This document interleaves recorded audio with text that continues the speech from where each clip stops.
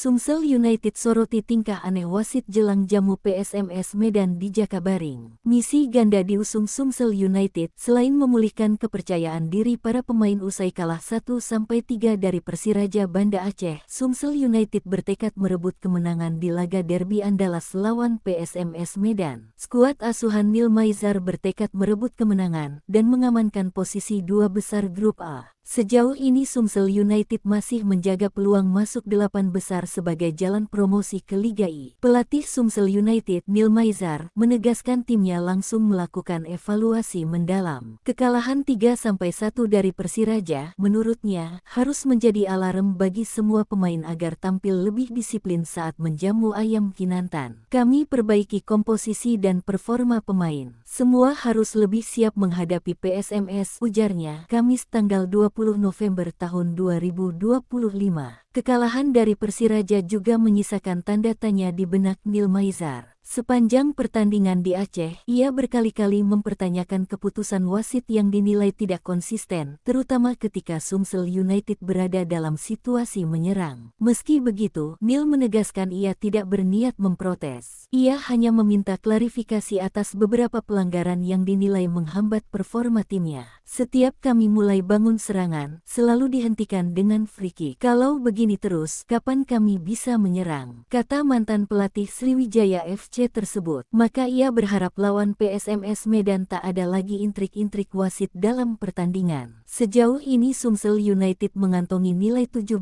kalah 2 poin dari Adiaksa di peringkat 2, dan kalah 7 poin dari pemuncak klasemen Garuda Yaksa. Jika menang, maka Sumsel United akan bertahan di peringkat 3 klasemen. Jika seri atau kalah, maka Sumsel bisa digusur Bekasi City yang berada di peringkat 4 namun selisih 1 poin.